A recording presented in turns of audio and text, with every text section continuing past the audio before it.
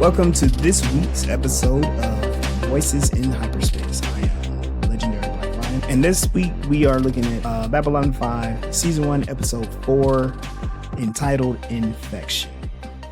This was an interesting episode. What were some of your initial ideas, everyone? What were your initial thoughts? I was very pleased with this episode. It was able to hold my attention fully from start to end. Up until this point, it really felt like there was a lot of information thrown in the episodes, introducing people and their backgrounds and things. But I feel like episode 4 kind of settled a bit. It's like, okay, you should know who Sinclair is, et cetera, et cetera. So now let's start, getting into the different issues that are happening as it relates to Babylon 5. And so I liked this episode very much. There were a couple things I was thrown off by, but probably because I'm used to the sequence that they were doing. There was a subject that was really important that they brought up, but the way they brought up seemed like it was in contrast to the subject that it could have been about. Instead of saying subjects, I could just say what it was. But the argument between the doctor and the professor was about the politics of them finding this artifact. Instead of trying to see each other's point of view, they were just steadfast in, but I don't like this part of it. Yeah. And it's like, and the doctor saying, like, you are a good researcher, why find artifacts from other cultures? Why not make up your own studies? It seems like you're is a shortcut. And he's like, well, yeah, it's not like he disagreed. It was like, I'm smarter. You need somebody that smart in order to analyze artifacts from other cultures, especially other planets. It's necessary. There is the scary part of what politics is going to do with it. And I think that was like where they were going with it before they even got there. It was, it's like, okay, you want money for it, like you should understand that. But finding artifacts isn't like something to shame someone for getting money for. I guess from my perspective, or from history's perspective, it's not like the people are still alive. We know that they've been dead for thousands of years. It's not like you're stealing from them. I just kind of feel like you are when the ending came and he was, trying to bribe his way out of trouble. Like, you knew what you were doing was wrong in the first place. And the way you went about it was really like awful. The random security officer at customs that has lost his life over what? Your research, your search for biologic technologies for weapons that translates into what profit. There was never any sense that there was any real for the love of science behind his actions or motives. Right. The doctor being suspicious of it before he knew that there was like foul play. Like he already assumed that they went through customs like they were supposed to. Even if they had done everything right without killing people, he would have been totally pissed off with the fact that they're trying to make money off of something they didn't make. Yeah, the doctor, he had for the love of science, but he was being manipulated by that other guy. Yeah, so Dr. Frank, his point of view, it seemed like more of, he wanted Dr. Hendricks to be more, show that he's a brilliant archaeologist, that he's a brilliant researcher, and not take shortcuts. It seemed like, because Dr. Franklin said he doesn't like the idea of private corporations funding these expeditions and then just, looting planets of their artifacts. Now, in the show, we don't have much to really go on as far as like, is this a good thing or is this a bad thing? But if we make assumptions that their politics and their economics are similar to the real world, then we could take a look at this like the British Museum, which basically looted artifacts from all over the world and from countries that still exist to this day and are asking them, hey, give us back our stuff. And they're like, no, we're going to hold it into a museum and we're going to profit off of it. And we're going to call ourselves geniuses because we discovered these artifacts, And assume that, oh, you don't have the means in order to take care of your things. So Right. Yeah. there's always that part. In a sci-fi point of view, if the people they were taken from were still there, who needed that, maybe not even need it could have been a piece of artwork. Like if they were still there using it, but the fact that they've been dead for 1,000 years and killed themselves, Yeah. it's like ancient dead civilizations, they're not still there. Their ancestors aren't there. There isn't already someone there protecting it. It's kind of, that seems more like loot. Yeah. Yeah. I see They're what you're saying. It's like there's no one yeah, to they be didn't like, steal hey, from don't the do that. culture. Yeah. Yeah. But Yeah, I also, agree go with ahead. that. Sorry. Oh, I And definitely agree with that, that there's nobody there to file the charges for the crime that is being committed. But you don't discover stuff. Like, it already exists. Mhm. And so when you find something, it needs to like be for like the good of the community. Like, whatever collective or alien species you're a part of, why would you go take something from another species and then bring it back to your people and charge them for it like you did something? You didn't.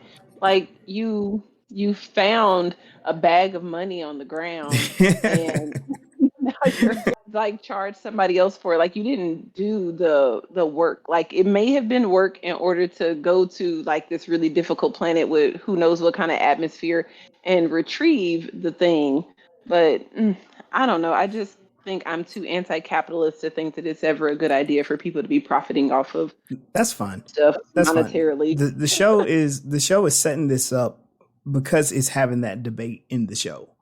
And we'll come back to it because there are a lot of things that are happening that helps us reveal, like helps guide us to the reveal of what this artifact is and what it does.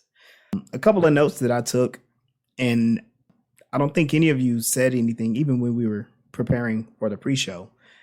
None of the non-human main characters are in this episode at all. No Jakar, no Londo, no Veer, no Lynn, none of the non-human main characters. It's all humans.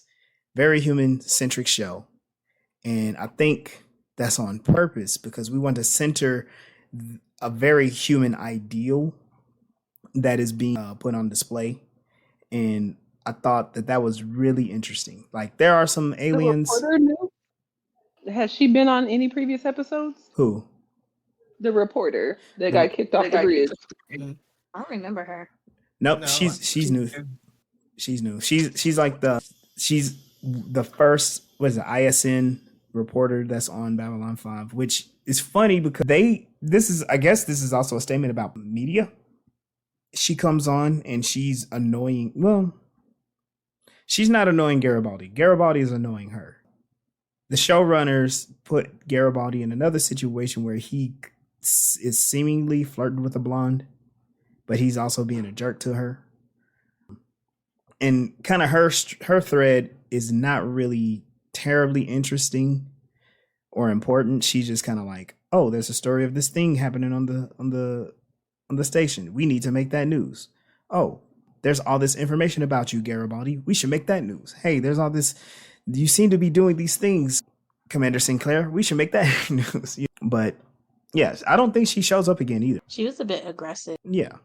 I couldn't tell if she was like annoyed that she had this interview with Sinclair or if she was annoyed that the Babylon 5 existed, because the way she was talking about people making bets that Babylon 5 would not be around after however long, I was kind of confused. Like, what is her position?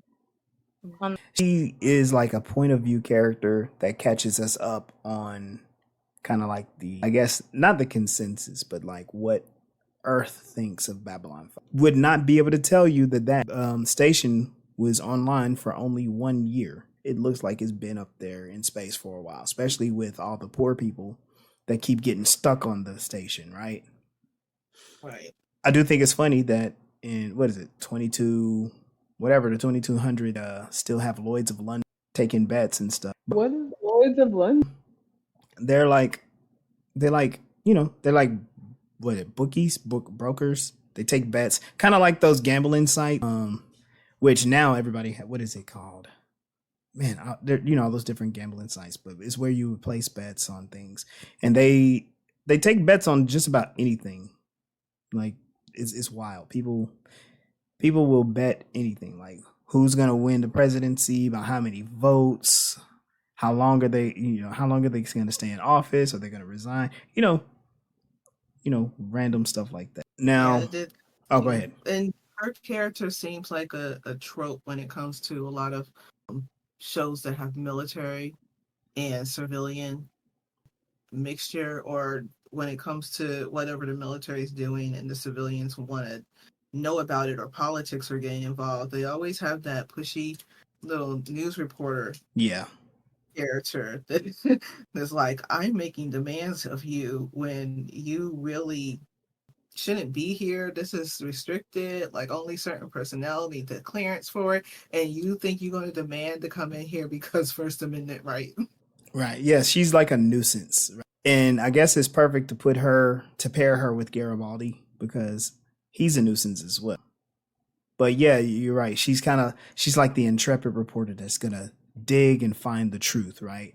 And really, it just seems like she's trying to find anything to be a story, and then she finds it, which is there's someone on the station killing people. So The way people were dying was annoying for me. And I think this is, and correct me if I'm wrong, babe, but in the time in which this show was created, you had your star cast, and none of them ever like sustained serious injury or died. But like in newer shows, anybody can get it. And so for the who was it? The doctor? I think he got injured first, and he like had a bruise on his chest. And then the next person, the energy went up 20%, and they got completely evaporated. But then there were like 3 or 4 more attacks. I don't know, that might be too many, but there was more attacks. And then when the captain goes down, and he gets hit, like I guess he had on some body armor or something that protected him, but he sustained a hit and got punched in the face by the thing, but he's still alive. He's superhuman. Yeah, Nita said that. Say that again, Mel. He got protected by plot armor. Oh yeah, absolutely. Plot armor. It's impenetrable. Next time somebody be like, wow, how are you surviving all of the world and things, Nita? Plot armor. I'm the hero of my life. I can't die. I have to be here. This is canon event. Yeah, so that kind of leads us into talk about what the infection is. And there is a lot of symbolism.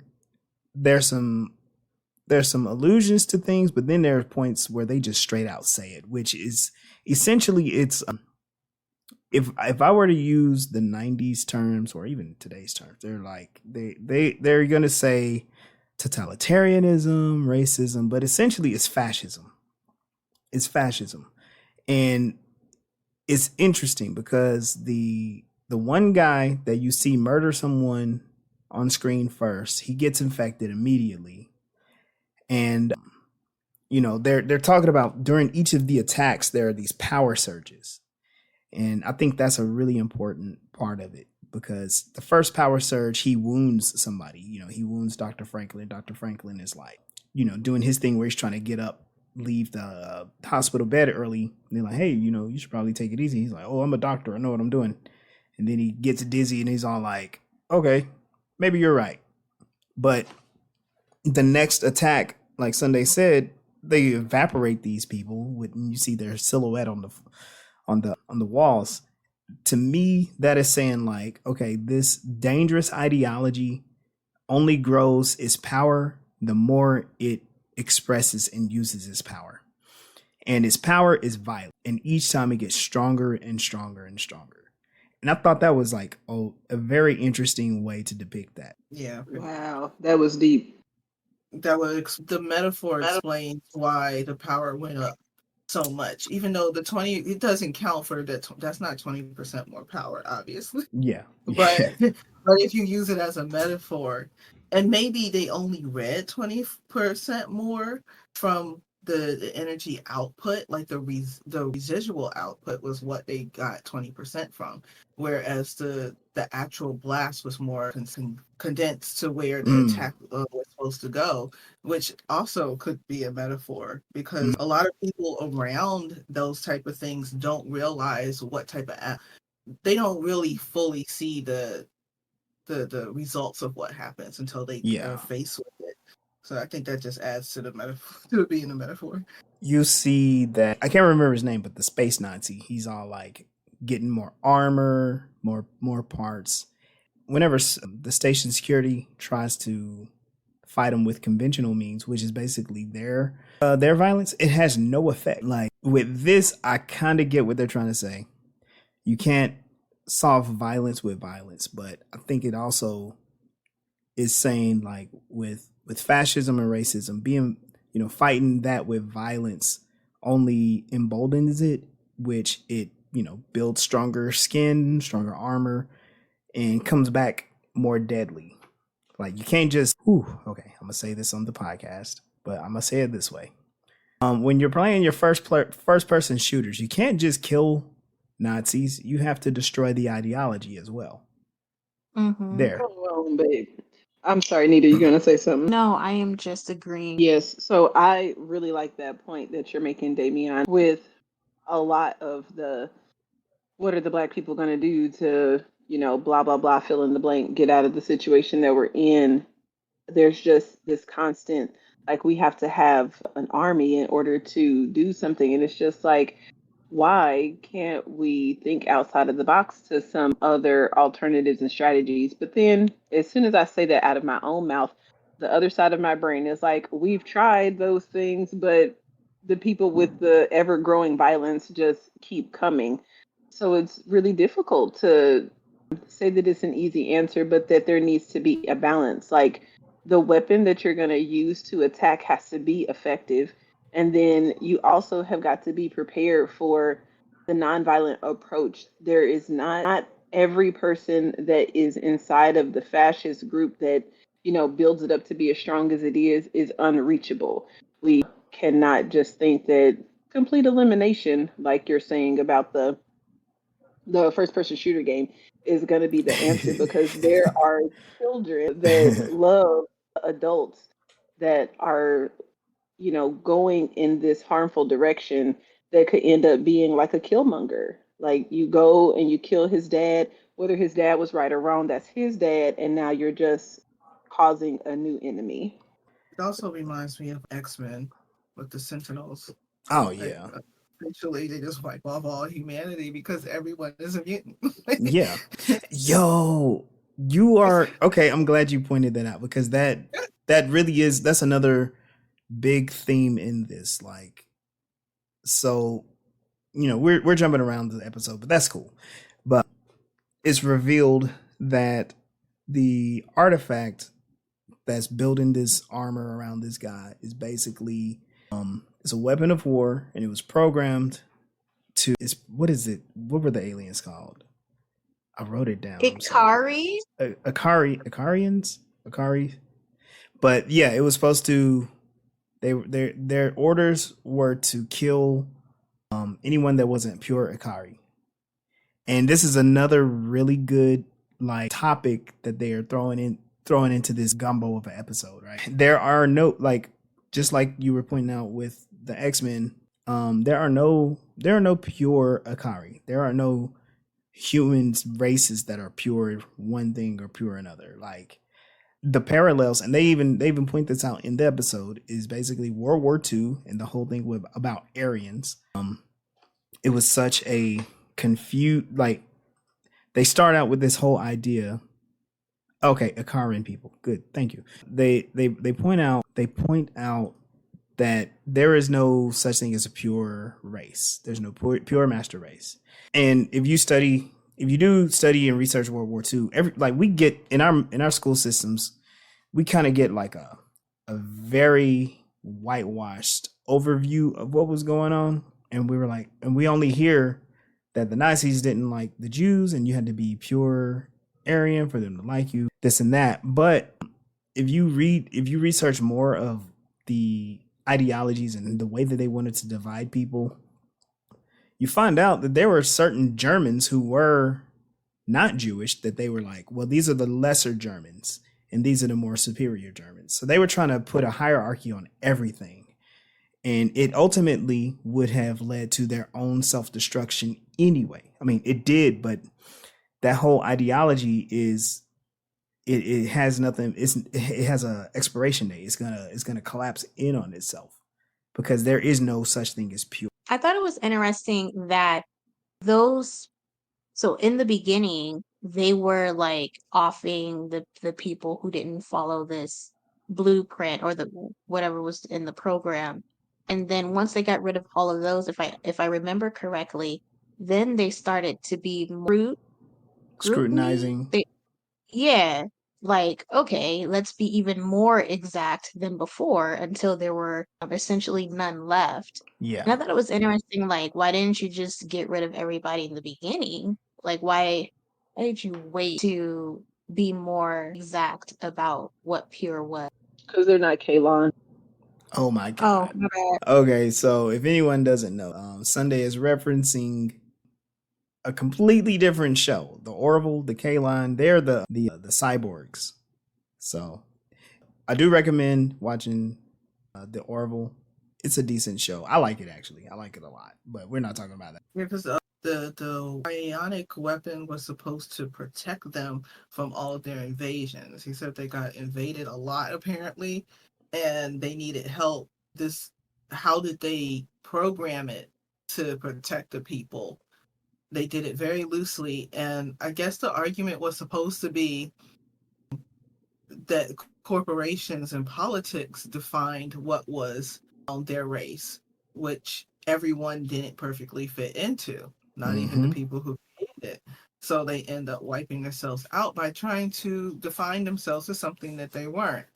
Trying to force people into, because basically, if you really want to go into like politics defining people, it's a manipulative tactic to try to make people be what they need them to be.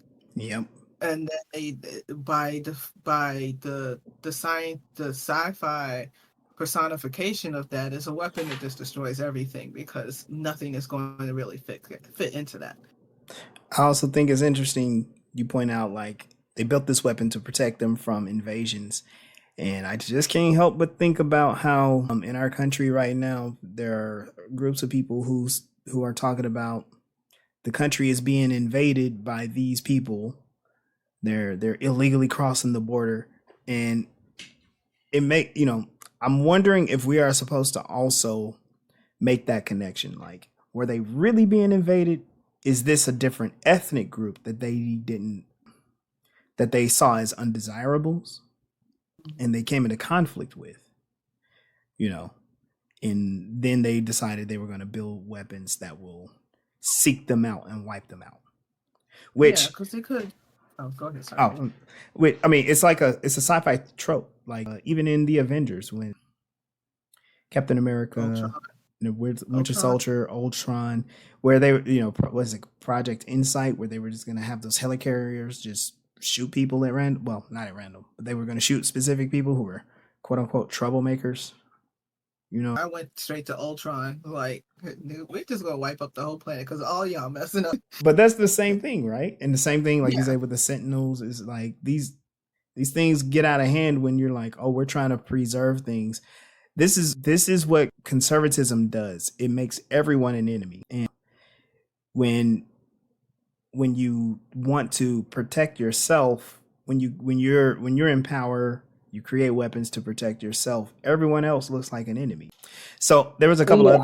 Oh, go ahead, Sunday. I was just gonna say how I really did love this episode and all of the connections that it's making. It really did a fantastic job of tackling a really difficult subject and all of the, I guess, innuendos. I'm sorry, I don't have the right word for that. But the things that we were pointing out is just so super cool that I have to agree with Nita's original sentiment, even though last week's episode is still like technically my favorite. I really liked it, but this one was so good. And I guess you guys are right. It's just gonna snowball and get better and better. So this is Yeah. wonderful.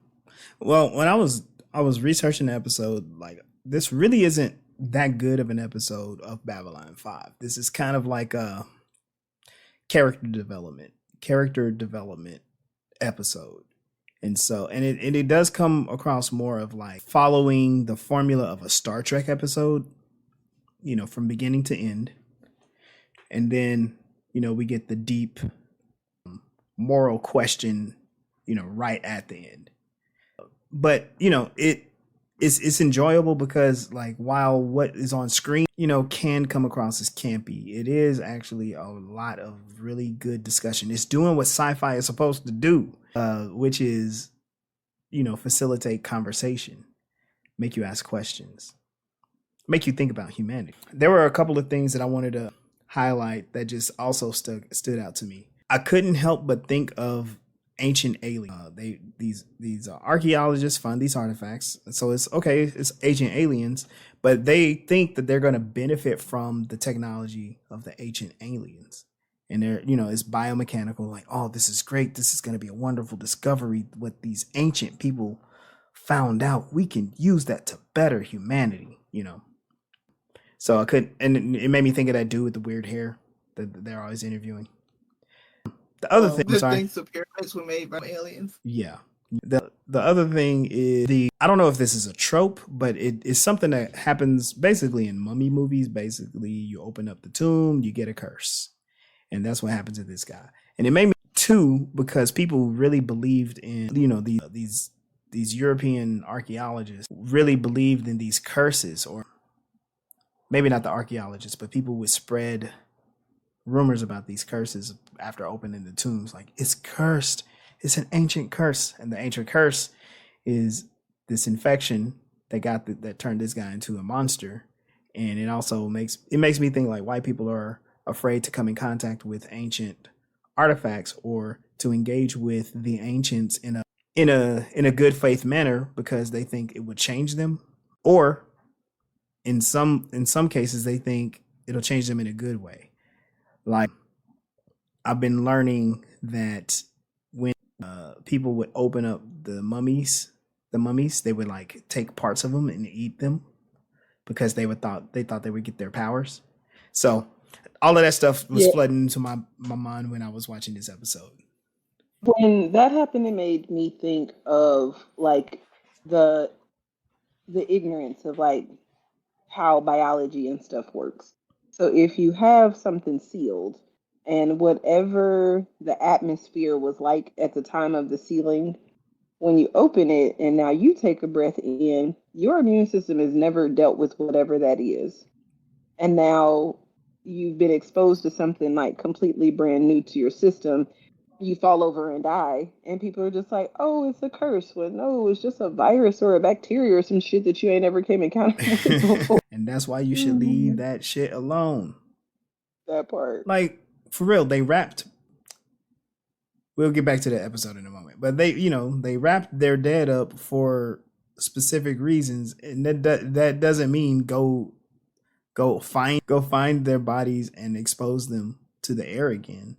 Like, babe, it's Christmas. You know, they wrap those presents and set them under the tomb for the. Oh my god! I think like I was a little, I'm a little biased with the whole like ancient civilizations. Like, one, taking it for profit can go too far, but if they were to actually want to appreciate and understand it, that would be great. Like, I'm all for like going to learn from them and understanding it. If we want to compare Star Trek, Picard wanted to learn about the ancient civilizations that he learned about, that he explored and read about, versus it all being about money. And maybe he just knew his old professor, like, you're just chasing money. Like, maybe he felt that icky about it because he knew his personality, but there was no background to tell us that. It's like, hey, what's up? Like, oh, you're here for me, aren't you? Like, there was nothing to set that up at all. Like, felt weird. It's like that person that drops in town and you're like, look, I ain't got no money to let you borrow. I'm sorry, and I can't take you nowhere. I ain't got no. But you're right. So Star Trek, frequently mentions the Iconians, which is an ancient civilization that certain folks in the Federation are trying to understand more about. I think you do hear about them in The Next Generation. Of course, Picard is aware of them, and I think also you hear about them in Voyager because they were able to instantaneously travel through the galaxy, and they were trying to figure out how that technology works. And I don't think they ever figured it out. But yeah, you get a sense like there are in sci-fi, there are kind of two sides of the same coin. You have people who are exploring, and it is for the love of science and discovery and understanding more of the universe that you inhabit. And then you have the other side where it's for the excitement, for the adventure. Because when Dr. Hendricks came in, he didn't say like, oh, I have made a wonderful discovery and this is going to change our understanding of the universe. He goes, Dr. Franklin, I am offering you adventure. Nothing about research, nothing about discovery. He's giving him a sales pitch. It reminded me of those icky YouTube commercials where they're selling like a sales seminar or something like that, or it's one of those guys that are selling some sort of get Crypto. rich, yeah. Like you're about to head off on the adventure of a lifetime, and then the answer is money. So yeah, I mean that's a good timeshare. Oh god, a timeshare in Babylon 5. I don't know, that sounds like a straight up ripoff. Mm-hmm. End up in Brown level. There's probably some. You know what? That's probably how the people get down there too. Somebody on Gray level has like a whole set of Airbnbs and nobody can rent them. So there was a couple of other things going on in the episode too, and this was a minor arc, but it does, like I said, it does give you a little bit more character development. So at the beginning of the episode, as the journalist is pestering Garibaldi, she's asking where is no, I'm sorry, I got that backwards. So Sinclair, he's going out on yeah, it was the journalist was asking where was Sinclair, and he's out surveying like some ships that were being attacked, and she was like, isn't that a little dangerous for the commander to do? And Garibaldi's like, hey, he likes to take these things head on. And she's like, he sounds like he likes to put himself in danger. And they address this again in the episode near the end, where Garibaldi just sits and he's being frank with Sinclair. He's like, look, I know we were both in the war. I wasn't on the line, but I know you were. But a lot of guys came back different. And he's basically explaining PTSD, and he's trying to figure out like, hey, Commander, are you experiencing some PTSD, and is this why you're putting yourself in constant danger? And Sinclair's like, I don't know. There is, like, I'm not gonna spoil anything. There is a reason that Sinclair is like this, but look back at the last few episodes. That's exactly he's formed a habit of being like, I'm gonna head off this search team. I'm going to head off this raid team. I'm going to go out there and I'm going to grapple hook this spaceship that's falling to pieces and flying towards the station. He's just kind of putting himself in harm's way left and right. And it's a result of his time in the war. Yeah, it's kind of nice the way he went to him about it. Yeah. It kind of parallels a conversation in Star Trek where, I forgot, it happened a couple of times, where Spock is telling Kirk that it's like, we can't lose you. Stop doing this. Not exactly. But and then it happened in Next Generation where they're explaining to Picard like why he can't go on this expedition. He's like, I know why, but I'm going. We gotta stop letting our senior officers leave and go on these dangerous missions. Like, we can't lose all of you at the same time. Who's gonna fly the ship? Like, he literally said, because of James, it's now a rule that you can't go. But I think he was like, what? Who said that I couldn't go? Like, right. We just named the regulation. But Sinclair's habits are kind of also explaining that war changes people. When you are trained to be a killer machine, I don't care how diplomatic you are later. I don't care how kind of and gentle of a person is. When you become a part of that war machine, that's your function. You witness a lot of death as well. when people come in contact with those conditions, they are changed as people, as human beings. There are sometimes people who don't feel like they're human anymore. A part of them is lost. And it is traumatic. That's what, PTSD. But it's something that I think the character Sinclair, he's very adamant about avoiding, because he experienced a war that almost wiped out humans. And he's trying at all costs to avoid getting into conflict again, which then is one reason why he's always flying headfirst into an alien that can pick him up and throw him across the room, and getting shot at and all of that, because he believes he has to do whatever it takes to make sure that they don't enter into a war, which is probably why they chose him commander of Babylon 5 in the first place. Yeah, that's true. All right, are there any other observations you all made? No, I think that clears it right up. Nita, are you present, love? Yeah, I thought that she might have something to say on the side of the PTSD part, but that's okay. This was great. Love, thank you. Okay.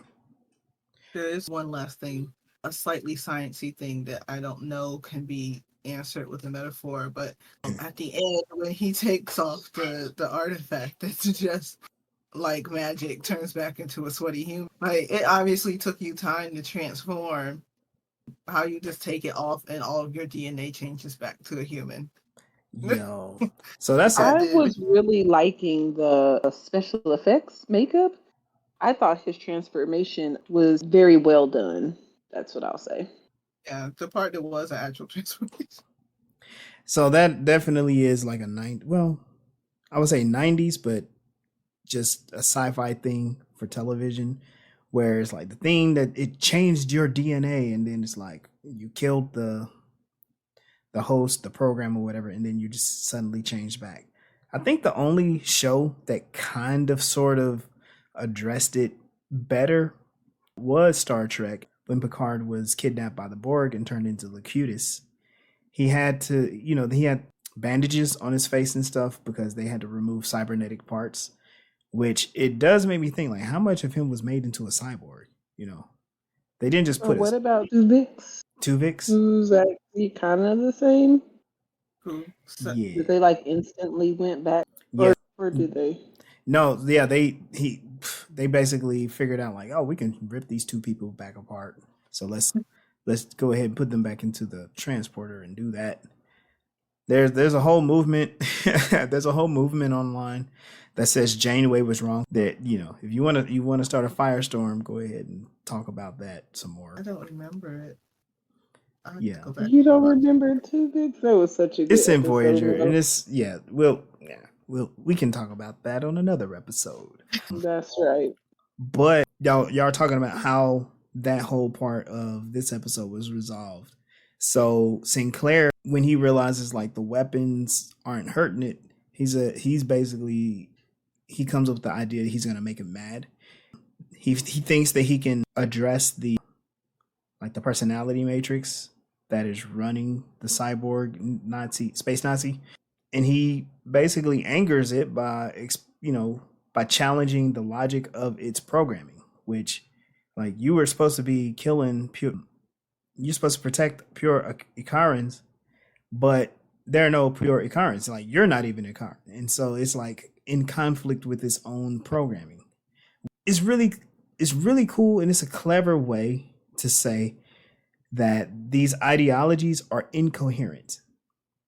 Like, and think of any of them. So we're referencing Nazis and fascism, but all of these ideologies that are repressive, it makes me think of kind of like what are like the building blocks of white supremacy as well. Like, all of them are incoherent, and they will ultimately turn in on themselves and collapse. Because, like, yeah, there's no pure white race. There's no really, race is a social construct. There is no real race. It's just we're humans that come in different varieties. A certain group of humans decided that they were the best, and then everybody else was beneath them. And that's incoherent, because within their own ethnic groups and cultural groups, they develop different hierarchies and supremacy groups, and ultimately it it led to a lot of violence and is leading to a lot of violence. And it's just like, if we just didn't think that we were better than everybody else, we would probably be okay. Yeah, that is a good point that you bring up, babe. I'm thinking about when he was aggravating him by asking him those, questions like, well, why are you doing this? And don't you understand like how this is a conflict like of your original mission? When he finally got him to the point where, excuse me, where the alien is just like, oh, my original programming is no longer serving me. What am I supposed to do? He got really frustrated. And Nita's daughter and I, and if Nita says that I can't tell stories about our conversations later, we can just delete this out. So sorry in advance for not asking permission. But I had a conversation with her daughter once about a little parable over the sun and a man, whether the man chose to take his jacket off or if the sun got too hot and made him take his jacket off. And when I just asked her daughter so many different questions to get her to understand that the sun coerced him to take his jacket off that he didn't want to, got really frustrated. And then she said, my head hurts. I don't want to talk about this anymore. And it was very interesting to me to like see such a young person realize that what they think and believe, there's a conflict there. And now they have to change their mind. And the physical pain that came over her by having to change her mind, it was a really incredible thing to experience. And it's clearly a human thing because they depicted it very well in the show. And I just think that is really interesting. I'm complete. Yeah, that's a good point. If you ever watch some of these like online debates or some of these confrontations people will have, like either especially like political rallies or whatnot, where they'll question like Trump supporters or conservatives in general about some of their ideas, and then they're confronted with a question that they just aren't able to answer, because if they do answer it, it will go against the ideals that they so-called stand for. And I can imagine like it is frustrating and it can be traumatic to have your ideals challenged to the point that you have to spend time to study, to research, to consider, and change your mind. Like that's not an easy thing to do. There are those of us who go ahead. I'm sorry, Mel. It's an existential crisis. Yeah. Because it's like you view the world a certain way, and then you're confronted with information that shows you that view is wrong or is flawed or it's inaccurate in so many different ways. And then you have a choice. Like, are you going to seek truth or are you going to sit in your and there are people who are stuck there. They get paralyzed. Like, but I like my fantasy better. The fantasy is easier to deal with. The real world is hard. There are those of us who've gone through the process, and it is shocking. And then you realize like, but if we keep doing this, then we'll be okay, because changing your mind is not the worst thing in the world. Destroying the world is the worst thing in the world. And you would think that changing your mind was the way that people behave when you ask them to. And I think that there are other things that make that a challenge, like addiction and different stuff. And what I'm trying to think about that from this alien's perspective, when you were talking about being turned into a soldier, and now that's like a part of who you are. It's not exactly addiction, but I'm sure there's some kind of dopamine or adrenaline or something that courses through these people when they perform these functions that is hard for them to let go, like the soldiers who just constantly re-enroll or enlist, or I don't know the military terms for when they just take like another assignment after another and never go home to their families. Yeah, it's like some people are not able to be reintegrated successfully. And, there are a lot of reasons why that's a problem. As much as they want soldiers, they don't know how to turn soldiers back into civilians. And they don't have the mental health services and programs in place to help with that. and They is know is they desperately do it. They needed. just don't want to. The same way they figured out how to turn that stuff on, they can turn it off. They just don't care to because they have gotten what they wanted Yeah, out of the little puppet, and now it's disposable like everything else. I support soldiers. I don't support the military. This is Sunday. I'm done speaking. I agree. Yeah, I feel like it's well, I kind of feel like I understand that it's a trauma response because when you're any type of response that you have to survival becomes a part of you, whether or not it's like a war or an unfit home growing up, that becomes a part of you. So other people can't really understand why it is you do certain things. Is because it's a survival mechanism. He's probably running into danger because if he was in war for so long, the way to survive was to run and handle the danger. For other people, it may be to run away from the danger. For Yeah, someone coming up in a traumatic home, it may be to comply with ideas that you don't like because you would be hurt or punished if you didn't. There's a fear that's just hidden inside that you have this one reaction to, and it takes a lot of work and to get rid of that apparently during that time they're still not helping people with because it's not as important as making sure I'm getting my. yeah. I think what you guys said about especially the story about the son, I remember that from Barney.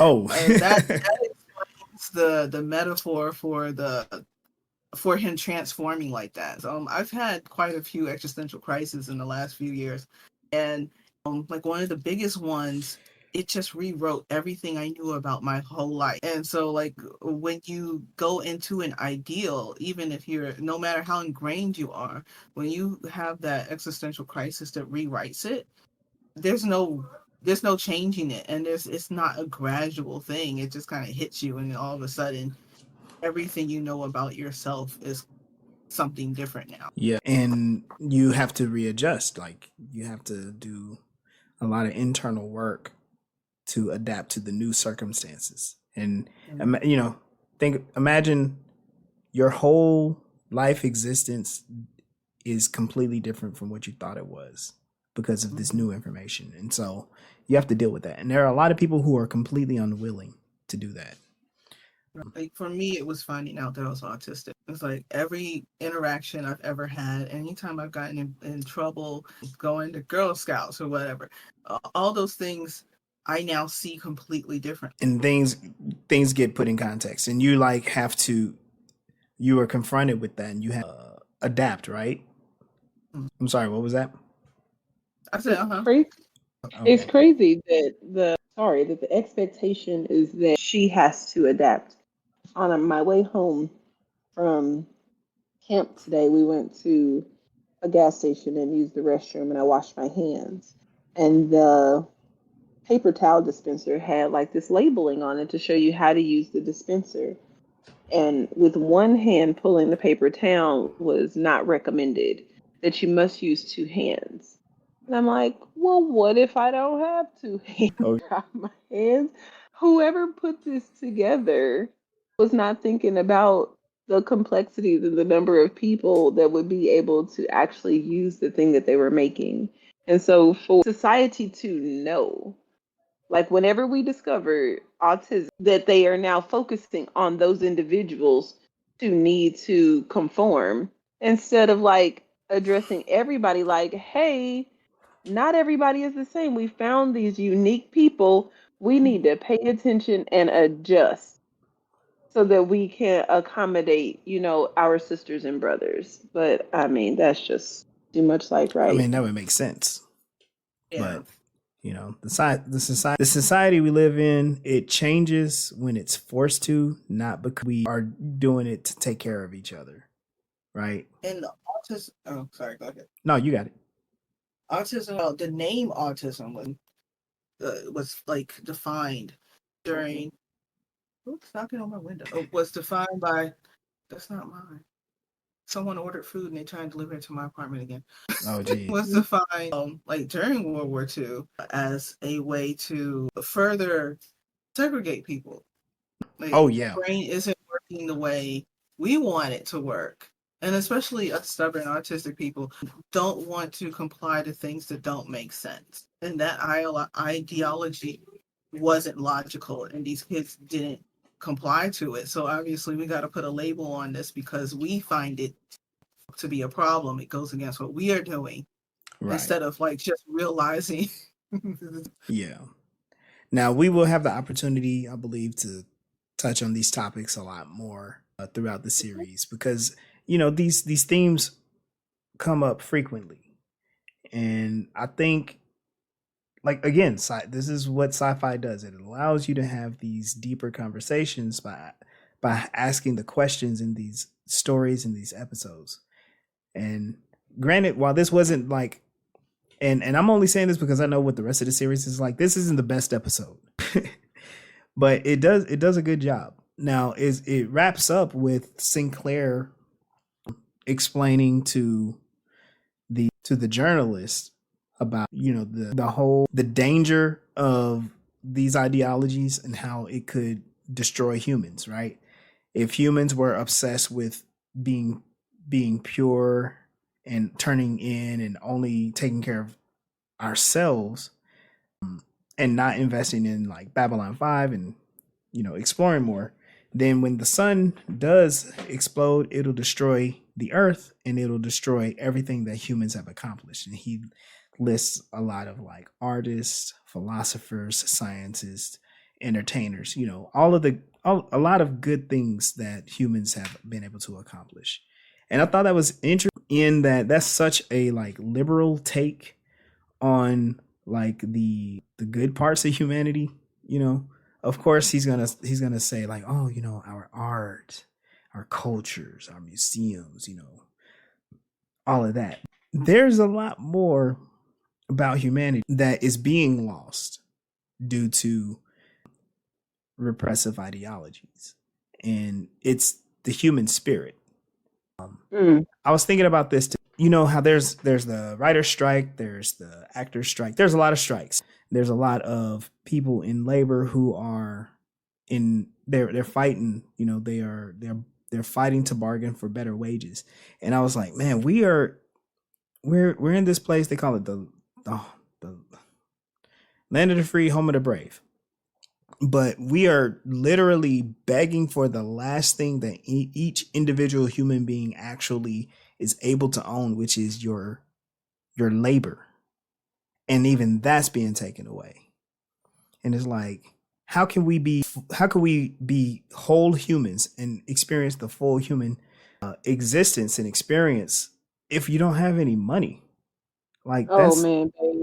That is making me think about the Peacemaker. What is the name of the Hawata, indigenous people? Right, they came up with whatever the constitution was that they had. Yeah, the great law of peace and freedom. Right, and that our idea of freedom, it's really jacked up. Thank you. Give better words, babe, because I cannot right now. No, but that makes a lot of sense. Like, our idea of freedom is like the individual has freedom to do whatever, but in the government or society or your collective groups have no right to encroach on the individual, even if the in their pursuit of happiness is destroying other people, destroying resources, and destroying the earth. Like, that's not real freedom. We are just giving ourselves to the tyranny of one. And that's not freedom. It doesn't free humans, and it doesn't free us to pursue our whole selves to exist in a sustainable way with the earth. And then ultimately it ostracizes the individual. They're not free to be their whole human selves, because humans are social creatures and they will be ostracized and exiled. So that's not real freedom at all. But again, discussion for later episodes. There's some really good episodes to come. Before we get out of here, are there any final thoughts on this episode? I'll say that I thought they did a really good job with addressing like the human experience. Like I said, again, all the non-alien all the non-human alien characters were gone. They weren't in anybody's business and asking any questions up to any shenanigans. It was a very straightforward episode that allowed us to express some of the worst parts of our humanity. We got to get some good discussion out of it. And we got to see some foreshadowing. So when Franklin and Ivanova were discussing, like, what if humans took that route of only taking care of Earth and doing the same thing, they said, you know, they said, like, you know, we can't go that route because it'll hurt us. And as soon as they're like agreed on that, here comes some soldiers saying they're confiscating the artifact and they're going to take it to Earth to research for security purposes. And I was like, that's wild. And I was like, it's such a good way for them to make, you know, to make that point happen. Because us as an audience, of course, most of us, well, we're supposed to agree with Franklin and Ivanova. And then we're watching the powers that be go ahead and take steps to make the exact same mistakes that wiped out another civilization. Oh, sorry, I thought I was muted. So yeah, that happens a lot in television, and it's one of my favorite things to kind of talk about. And maybe one day we'll have that conversation where you ask, like, who's the villain, and be able to point out things that they set the character favorites or the hero in your TV show, you know, for you to like them. But if you really start to analyze their behaviors and actions, it's like, this is really not okay morally and ethically and all those things. But we just get so wrapped up in, this is my favorite character. They're strong, or they're fast, or they look like me, or whatever reason you have these connections to them. And then you go overlooking, you know, the behaviors that, if we really sit down and think about it, like, what would the outcome of that be if we really took this course of action? And that's kind of scary if we think about it in real time. A charismatic leader or someone who has helped you at one time, and then they get in a position of power and they're making decisions, and because of the relationship you have with them, you rolling with them instead of like taking a critical look at all of the decisions and the choices that are made, and even our society giving individuals and the citizens positions of what is it called when you actually get to have a voice that is going to carry any kind of weight? The democracy, that farce of a thing that we cosplay like we're doing all the time. So yeah, we even if our voice did hold weight, we don't analyze and scrutinize the things that we are being asked to vote on. It's like, is this person pretty? Are they funny? You know, do I have a relationship with them? Can I identify with them in some way? And we use all of the wrong reasons for making decisions. And maybe that's why, who was it in the Bible? Solomon becoming the king. That was such a bad idea, because like the people were tripping on like why they wanted to pick him. All right, so that was this episode, Babylon 5, season 1, episode 4, Infection. You can join us every week on Voices in Hyperspace, and we're gonna get out of here. So I'm Legendary Black Lion. You can find me at Legendary Black Lion on all social media. And apparently we can call it X now, which is so stupid. You know, I'm experimenting with threads as well. I'm Mel Asylum. You can find me at Mel's Rebellion on the social media that I'm on: Thread, X, Facebook, TikTok. I think that's it. Yay, Mel. This is Sunday, and you can't find me because I be in witness protection. Oh, I'm just. And Nita, she's offline, but she likes to paint. You can find Nita Painter on Instagram. And yeah, hire Nita. Get some face painting experiences. Well, we're going to get out of here. Thank y'all for joining us, and we'll see you next time.